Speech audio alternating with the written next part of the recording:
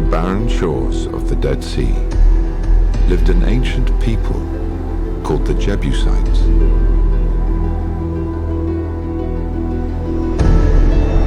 Thousands of years ago, on a large outcrop of bedrock, it is said they worshipped Shalem, the god of the setting sun. The city below was known as the place of Shalem, Yerushalem.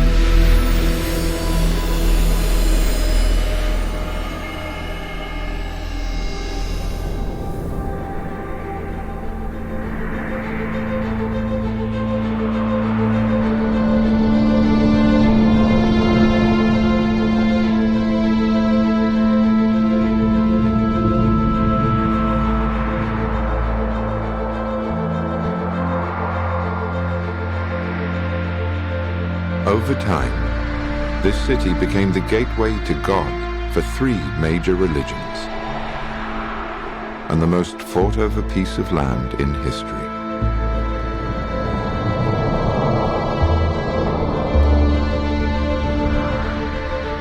Many believed it was the center of the world.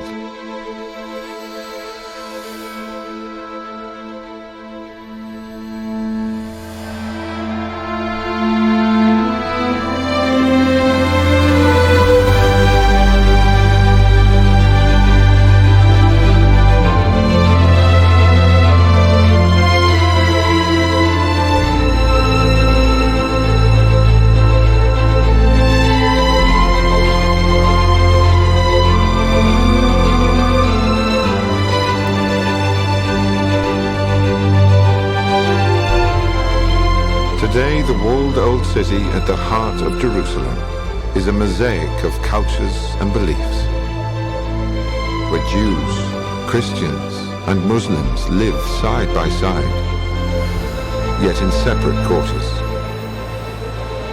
each in their own Jerusalem.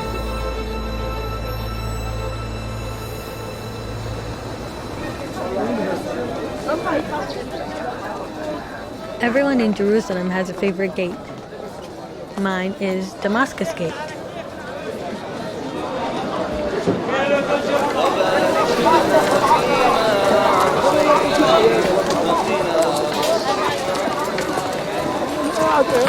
When you enter Damascus Gate, you're in the Muslim quarter, my quarter.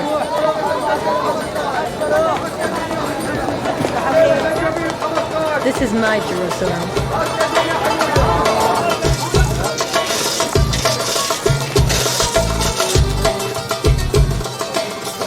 In Arabic, we call Jerusalem Al-Quds, which means the holy city. But it's also a place where people go to work, where we buy our groceries, and kids play and go to school.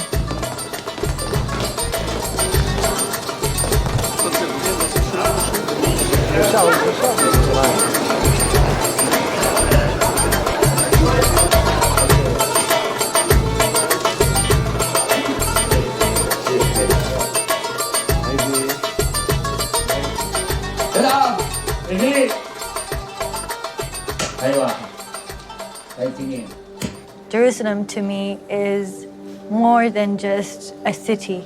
It's beauty, it's spirit, and it's also my religion. But most importantly, it's my family. Most people don't think I'm Muslim. It's only when I go to the mosque and I put a headscarf on that surprises them. But Jerusalem is full of surprises.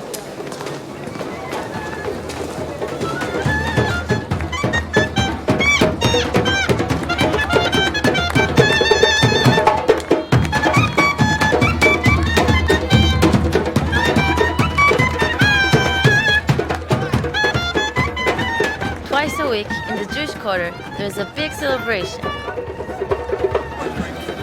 For boys, it's called a bar mitzvah. For girls, it's called a bat mitzvah. It's a moment when you become an adult.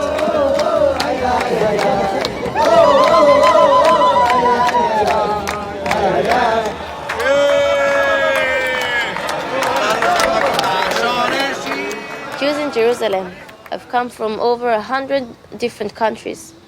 Take, for example, my family. My mother is from Paris. Her parents are from Tunisia. My father's family is from Poland.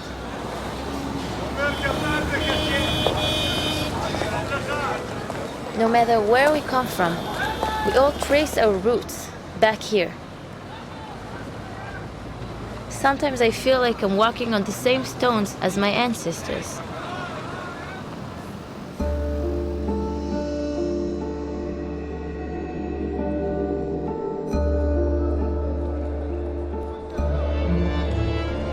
Since biblical times, we have a special word when Jews return to the Promised Land. We say we're making aliyah, which means going up to a higher place. And for us, the Jews, there's no higher place than Jerusalem.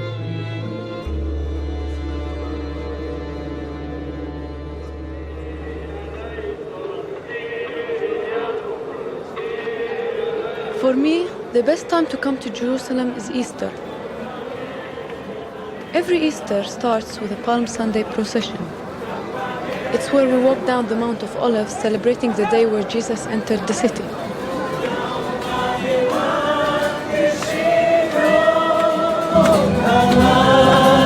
Every year, me and my brother George join in this Palm Sunday procession, and we end up meeting people from all over the world.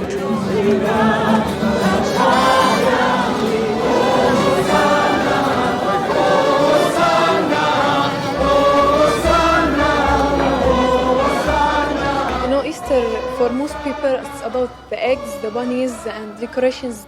But here, we still have the same Easter like 2,000 years ago. We still relive what happened with Jesus, the Passion of Christ, the same, step by step, every Easter.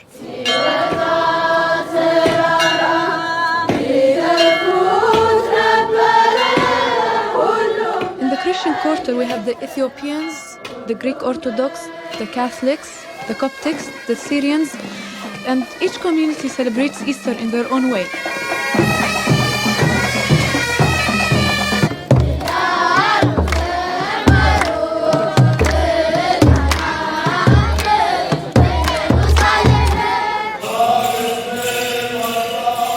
Next to the Christian quarter, we have the Armenian quarter, and they celebrate Easter in their own church.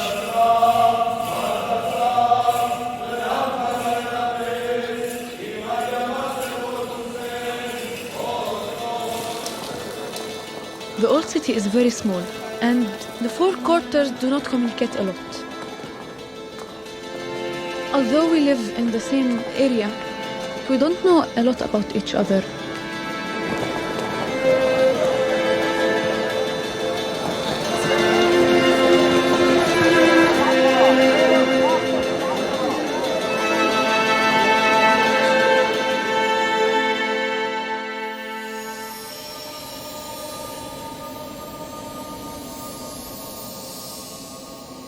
Smaller than a square mile, Jerusalem's old city contains some of the holiest sites in the world for Jews, Christians, and Muslims.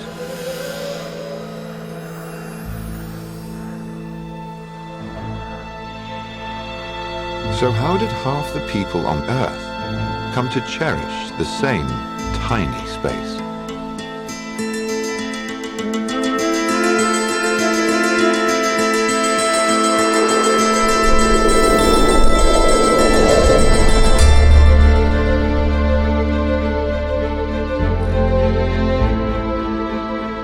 Jerusalem lies at the crossroads of Africa, Asia, and Europe, a region known as the cradle of civilization.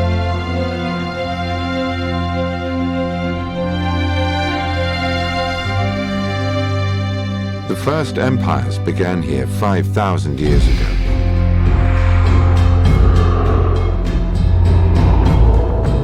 As other great powers emerged, the land surrounding Jerusalem became a constant battleground.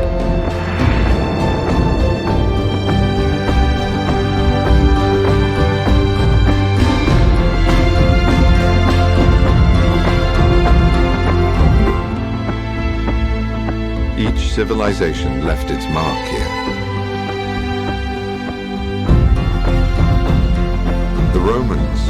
vast port cities on the Mediterranean Sea.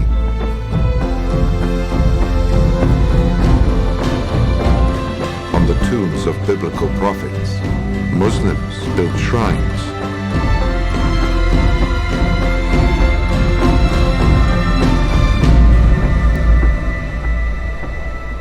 On a high plateau above the Dead Sea, King Herod the Great built Masada, a mountain fortress where Jewish rebels made their last stand against the Roman army.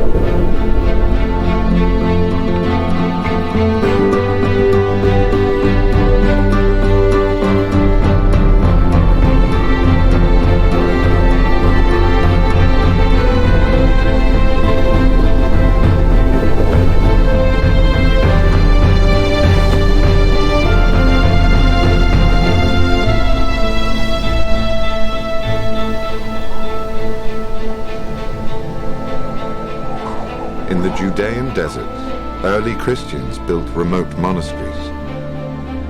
Some still inhabited to this day.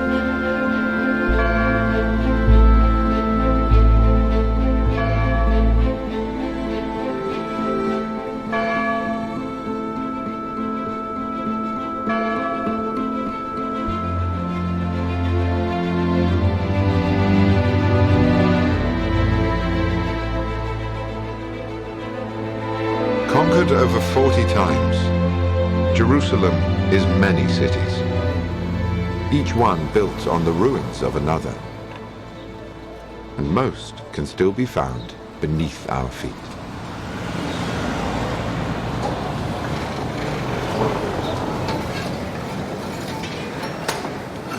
Imagine you're a detective and you try to solve a mystery based on pieces of evidence that you put together. That's exactly what archaeologists do, except that we do it for the past. One of the things that makes Jerusalem such an exciting place to work is the continuous occupation layers, one on top of the other, going all the way back 5,000 years ago to the first inhabitants, the biblical Jebusites, and then through the Israelites and the Roman period and the Crusaders and all the way up until today. Understanding ancient Jerusalem is like trying to put together a giant puzzle where we're missing most of the pieces and we don't know what the original picture looked like.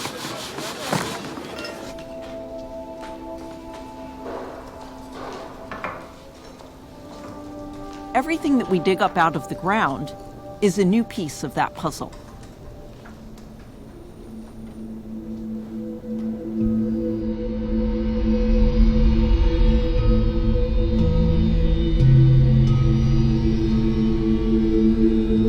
Jerusalem lies in the heart of a region that has yielded some of archaeology's most incredible finds.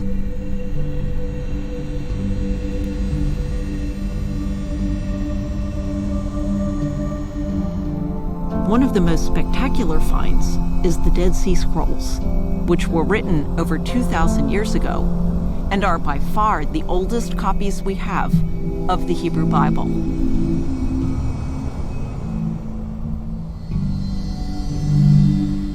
At the deepest levels under the ground, we find the earliest remains of the people who lived in this land.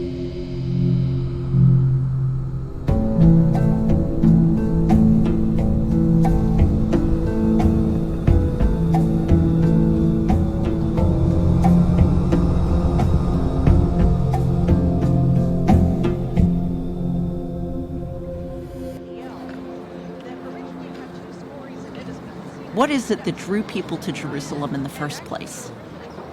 It's an isolated, poor, rocky mountain town. The answer is simple: water. In the heart of the ancient city of Jerusalem is a spring which has fresh water in it all year round. So the inhabitants cut a tunnel through solid bedrock to get to that water.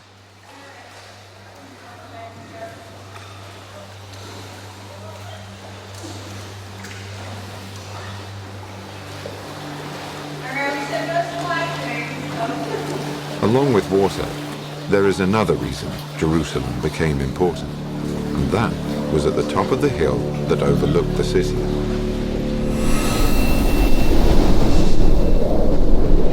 The large outcrop of bedrock, where it is believed the Jebusites worshipped the god of the setting sun. In Jewish tradition, this is the foundation stone where the world was created. And some of the most important stories in the Bible took place. Abraham prepared to sacrifice his son in a test of faith. King David brought the Ark of the Covenant.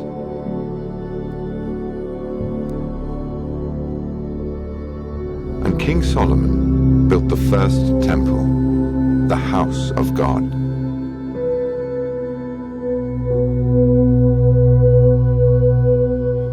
Even after the temple was destroyed by the Babylonians, the belief survived, passed down through the Bible, that Jerusalem was the closest place on earth to God.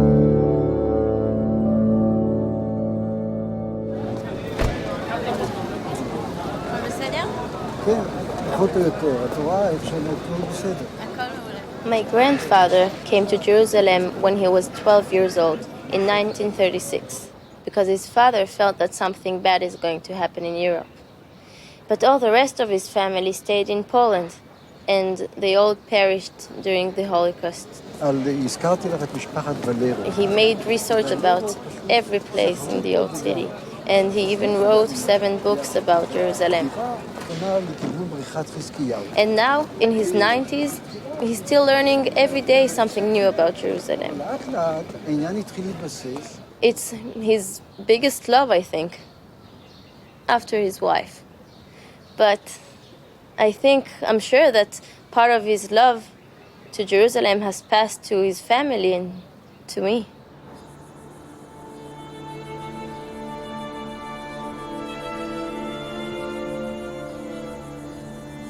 There's a tomb on the Mount of Olives named after the prophet Zechariah. That's where my family's name comes from. Zechariah saw the destruction of Jerusalem over 2,000 years ago.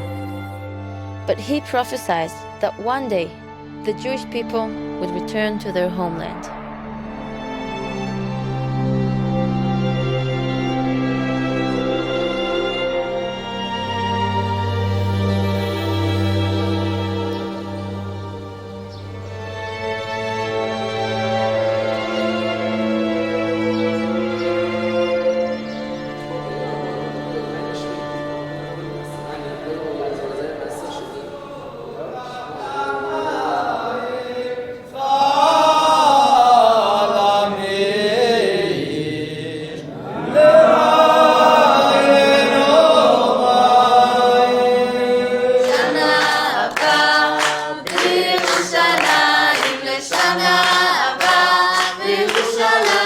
At the end of our holiest days, like Yom Kippur and Passover, we sing "Next Year in Jerusalem." For hundreds of years, this was the Jewish dream, to be back in Jerusalem. And I have the chance to live that dream.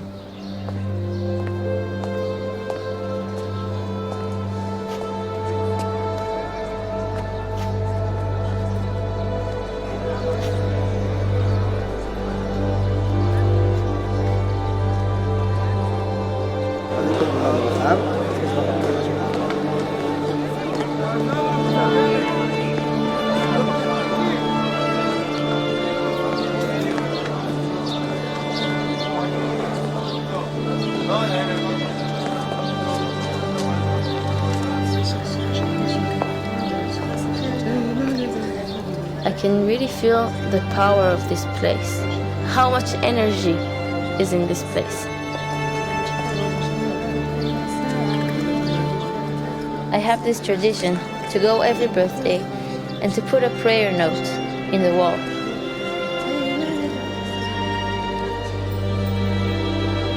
We believe all prayers pass through the wall on their way to God.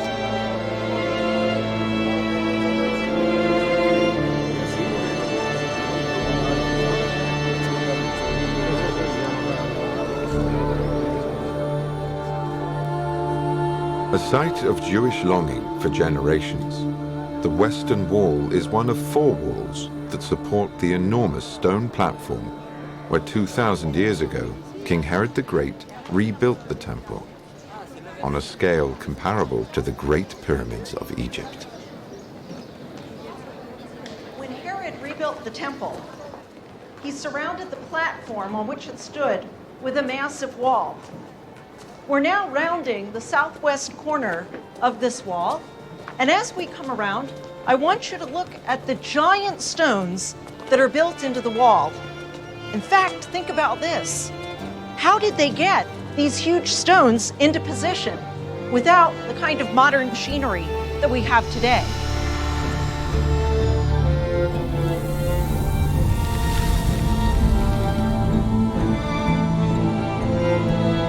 Using written records and the latest archaeological findings, we can imagine what the Second Temple might have looked like at the height of its splendor.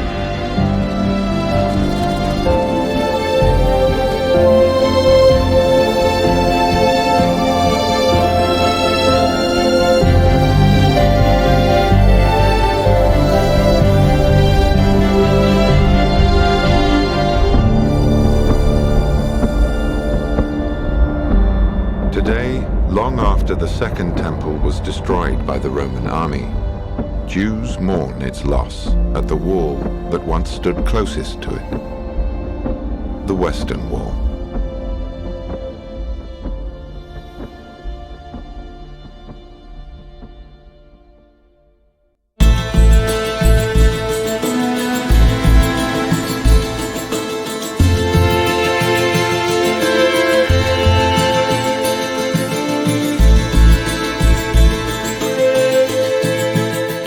Of years ago, my family came from Greece and Italy to see the Holy Land, and they stayed.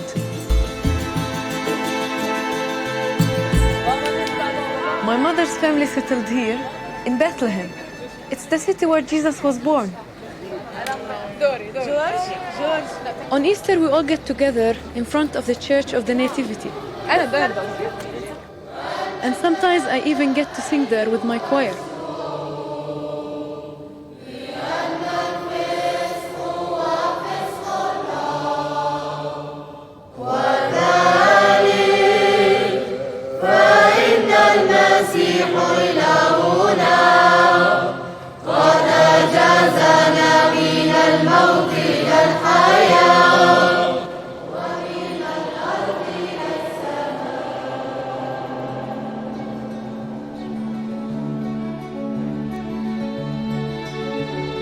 For centuries, Christian pilgrims have traced the footsteps of Jesus, from his birth in Bethlehem to his death in Jerusalem.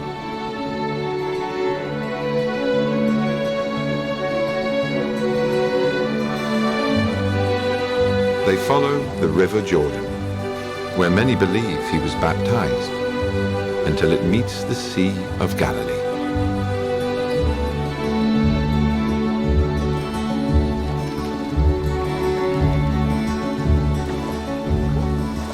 According to the Gospels, he began his ministry in the village of Capernaum and taught in its synagogue.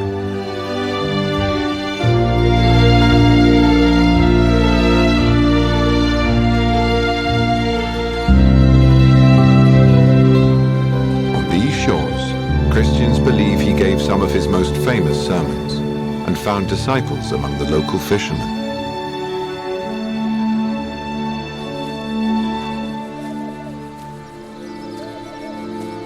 And it is here, in Jerusalem's Garden of Gethsemane, that the New Testament says he was arrested before being sentenced to death.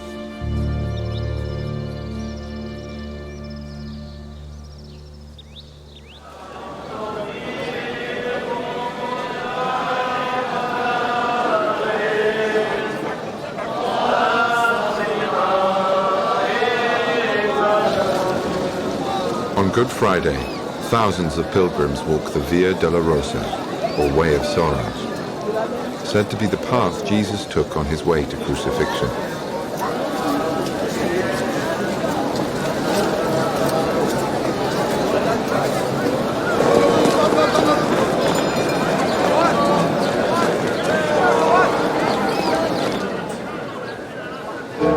procession ends inside the Church of the Holy Sepulchre.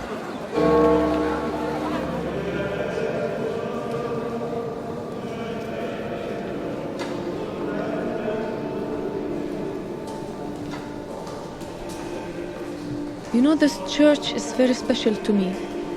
Sometimes I see people who have dreamed their whole life of coming here. I realize how lucky I am to live in Jerusalem.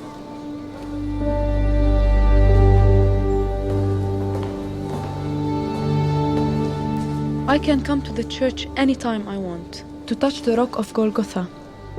It's where we believe Jesus died on the cross.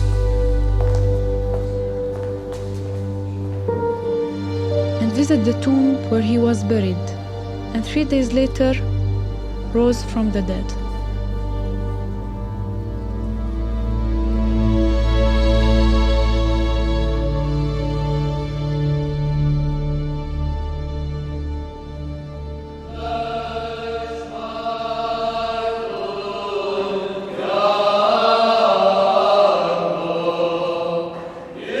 To understand why many believe Jesus was crucified and buried here, we have to go underground.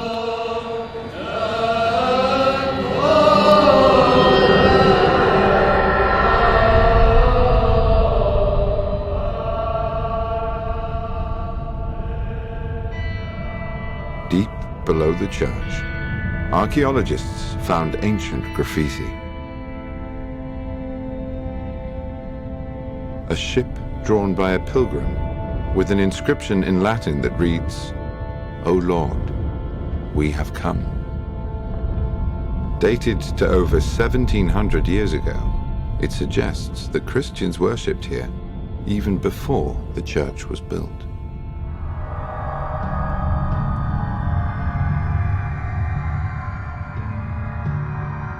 In another part of the church are ancient tombs cut into a rocky hill known as Golgotha.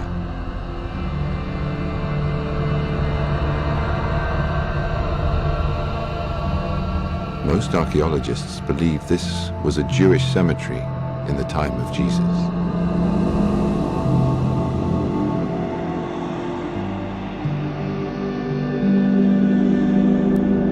These tombs at the Rock of Golgotha would later become the site of Christianity's most important church, the Church of the Holy Sepulchre.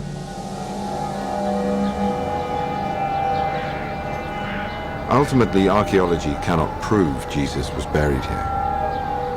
This remains a matter of faith.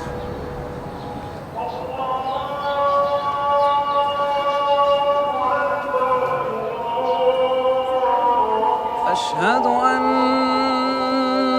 محمدًا رسول الله.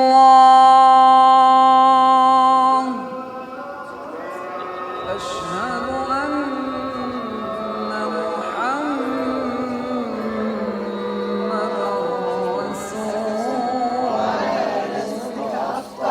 وعليك توكل بسم الله الرحمن الرحيم يا الله بسم الله. My family has deep roots in Jerusalem. We've been here for hundreds of years. We love talking about family history, especially during the month of Ramadan, when the whole family gathers to break the fast.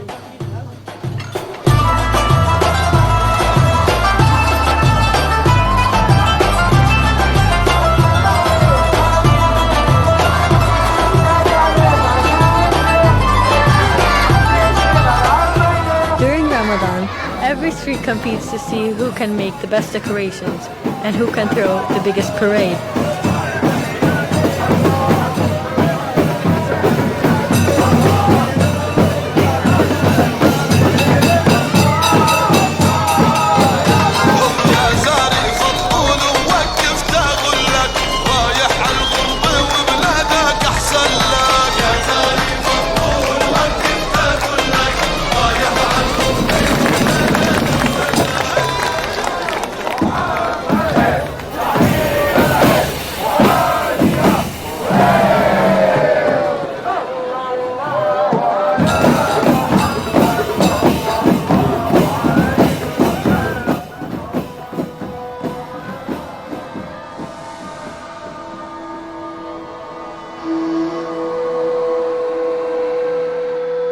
To the Muslim world, Jerusalem is the city of the prophets, Abraham, David, and Jesus.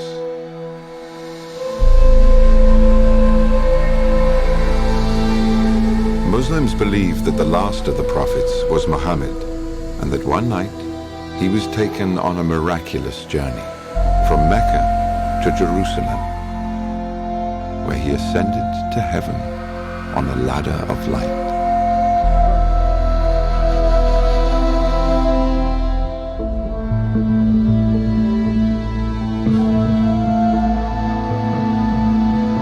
For over 1,000 years, Muslims have linked the Prophet Muhammad's night journey with the stone platform that houses the Golden Dome of the Rock and the mosque at the southern end.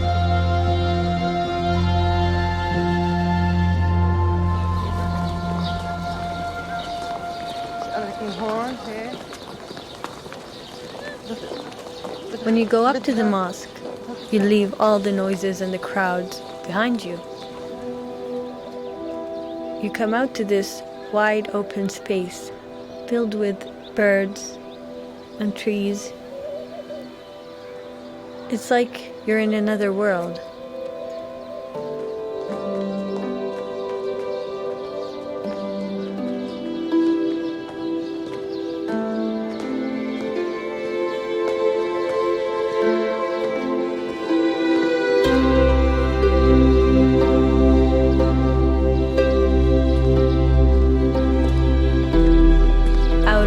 The buildings in Jerusalem, the most beautiful to me is the Dome of the Rock.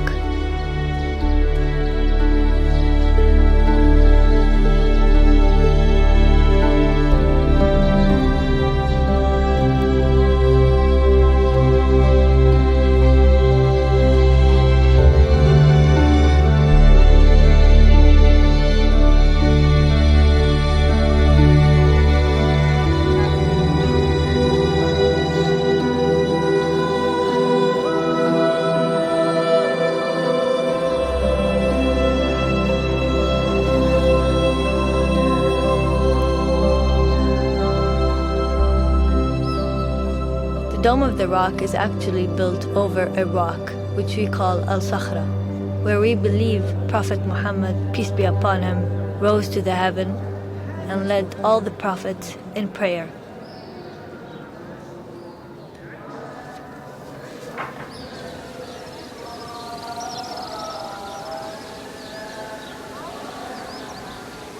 Built 1,300 years ago, the Dome of the Rock is among the oldest Islamic monuments in the world.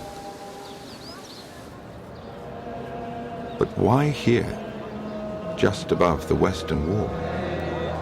What is it about this site that made it the gateway to God for Muslims?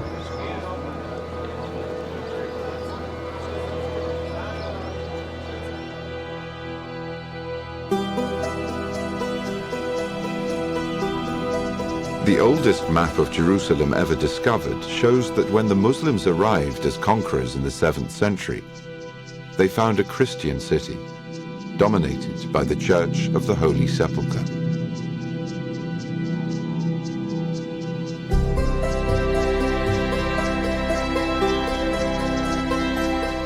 It is said they were invited to pray inside the church, but asked instead to be taken to the top of the stone platform to look for their own place of worship.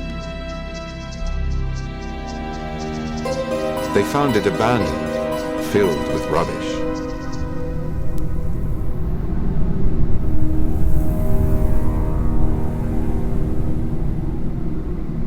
Only once they cleaned it did they uncover what they were searching for.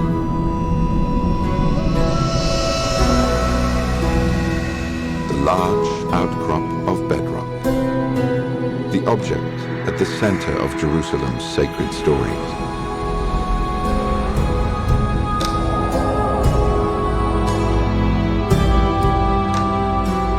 Today, the Dome of the Rock guards the ancient stone, where it is believed the Jebusites once worshipped, the temple stood, and the Prophet Muhammad ascended to heaven.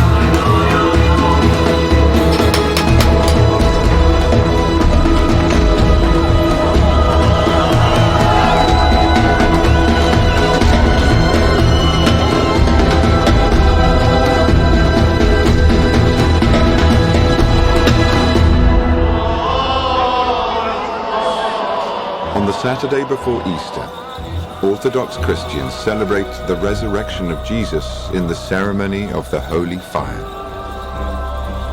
one of the oldest rituals in Christianity.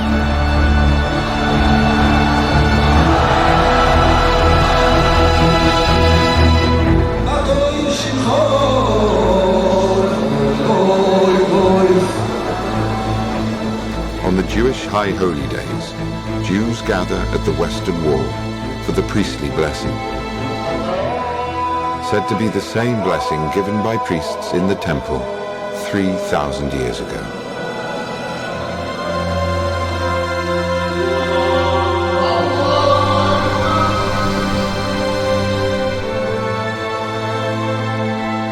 In the final days of Ramadan, Muslims believe the sky opens up and all their prayers are answered.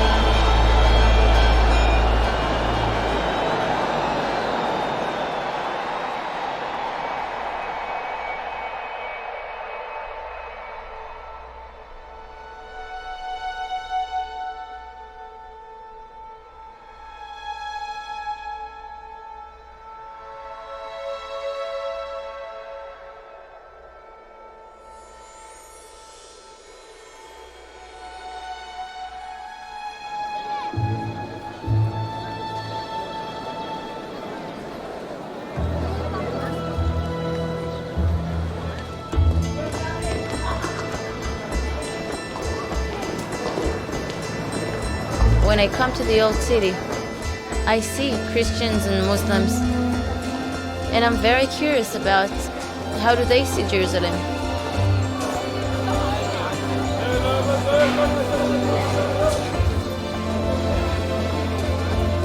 And I also wonder if they're curious about my community, about my life.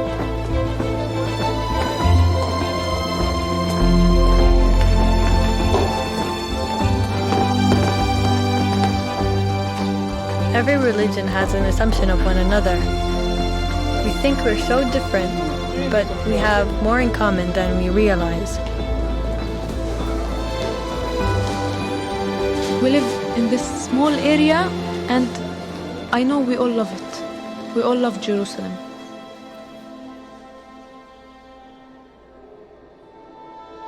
You know, I hope one day we can have the courage to meet the people who are living right next to us.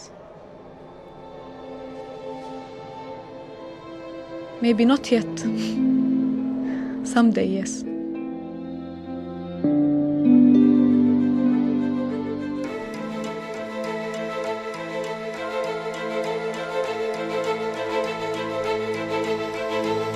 Jews, Christians, and Muslims have often found themselves in conflict. Yet they share a heritage and a love for the land that nourished their beliefs. Nowhere is this more apparent than Jerusalem. This city on a hill binds together the hopes of the world.